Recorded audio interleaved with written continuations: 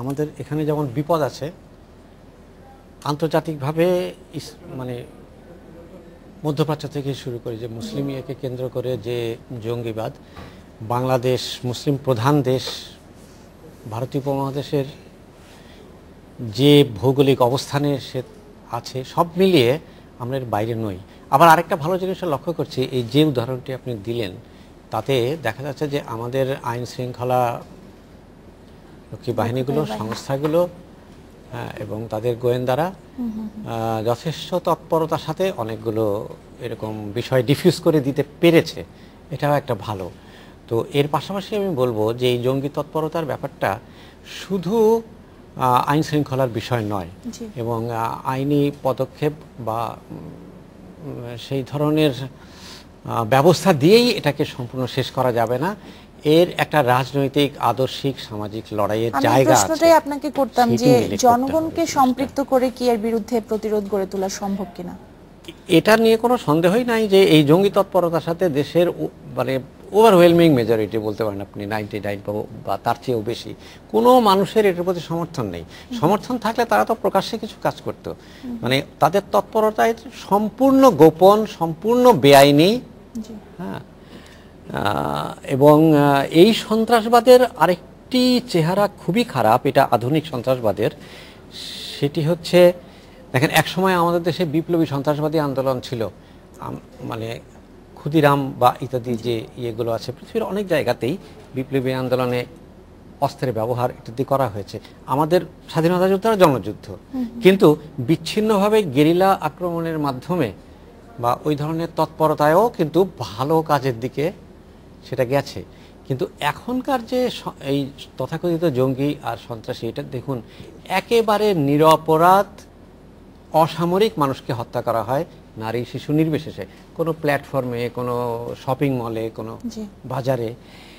এই সেন্সলেস যে আপনার সন্ত্রাসবাদ, এর বিরুদ্ধে দাঁড়াতে হলে সমগ্র সমাজকে, সমগ্র রাষ্ট্রকে, সমস্ত জনগণকেই আসলে এমনভাবে দাঁড়াতে হবে যে তারা কোথাও গোপন তৎপরতা করারও সুযোগ না পায়।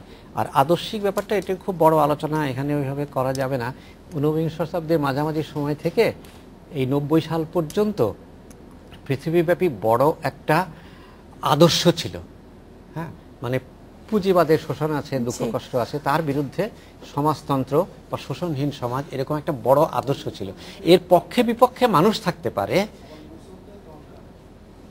যুক্তিও থাকতে পারে, কিন্তু ছিল। এখন যে একটা আদর্শিক শূন্যতা, সেই শূন্যতায় সমস্যা করছে। এই ধর্মীয় সন্ত্রাসবাদ। আমি তানজিব ভাই আপনার কাছে যেটা আরেকটা বিষয় আনতে চাই, যে বাংলাদেশে যে সন্ত্রাসী হামলার জন্য ভারতে বর্ধমানে বোমা বানানো হচ্ছিল, এই বিষয়টি গতকাল জানিয়েছে দেশটির জাতীয় তদন্ত সংস্থা NIA। ভারতের মাটিকে ব্যবহার করা হচ্ছিল, এটা আমরা বলতে পারি। এই একই কাজ যদি বাংলাদেশে করা হতো, সেক্ষেত্রে ভারত যতটা তৎপর হতো, আমরা কি ততটা তৎপর হতে পেরেছি? না, আমার মনে হয় এখানে ইন্টেলিজেন্সের একটা ঘাটতি আছে বলবো, বাট এটা একটা ইন্টারেস্টিং যে আপনার সিকিউরিটি কিংবা স্টেট সিকিউরিটির পার্সপেক্টিভ থেকে ইন্ডিয়ার একটা ভয় সবসময় ছিল, সেটা হচ্ছে যে বাংলাদেশের ভূখণ্ডকে ইন্ডিয়া বিরোধী তৎপরতার জন্য ব্যবহার করা হচ্ছে।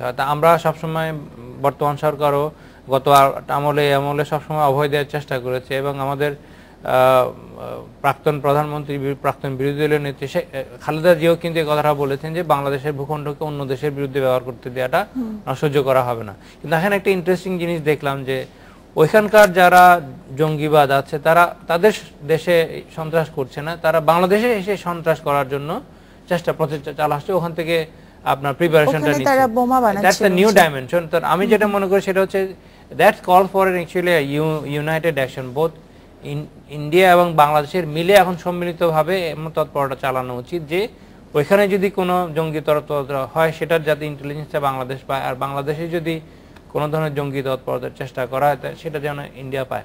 কিন্তু বাংলাদেশের পক্ষে ইন্ডিয়ার আপনার আসানসোলে কিংবা চুরুলিয়া কে তৎপরতা করছে, সেটা বাংলাদেশের আপনার সিকিউরিটি ফোর্সের পক্ষে সম্ভব না যদি না কানেকশনটা এস্টাবলিশ করা যায়। তো ওই কারণে আরো তথ্য আদান প্রদান করাটা জরুরি। কিন্তু দিস ইজ ভেরি অ্যালার্মিং যে এখন বাংলাদেশ বিরোধী একটা স্পষ্টত বাংলাদেশ বিরোধী একটা তৎপরতা পাশের দেশে সময় শেষ। হচ্ছে। মনির ভাই, এক কথায় আপনার কাছে এই বিষয়ে জানতে চাইবো যে আমরা কিভাবে আরেকটু বেশি সতর্ক হতে পারি এইসব জঙ্গি বিরোধী? টেরোরিজম সমস্যাটা আসলে এটা বাংলাদেশের না, বিশ্বের বিশ্ব শান্তির পরিপন্থী। সুতরাং এটাকে কন্ট্রোল করার জন্য যার যেখান থেকে যে দেশ থেকে হোক জঙ্গি, সেটা বাংলাদেশের কিনা, সৌদির কিনা, আরেক দেশের কিনা, যে দেশেই তার অবস্থান হোক, যেখানে সেই দেশের রাষ্ট্র সরকার এটাকে কঠিনভাবে দমন করা উচিত। কারণ এটা শুধুমাত্র বাংলাদেশের সমস্যা না, এটা বিশ্বব্যাপী একটা সমস্যা। জি, আপনাদের তিনজনকে অনেক ধন্যবাদ আমার সাথে যোগ দেওয়ার জন্য। এই ছিল বাংলাদেশ এখনের আজকের আয়োজন। দেখা হবে আগামীকাল একই সময়। শুভরাত্রি।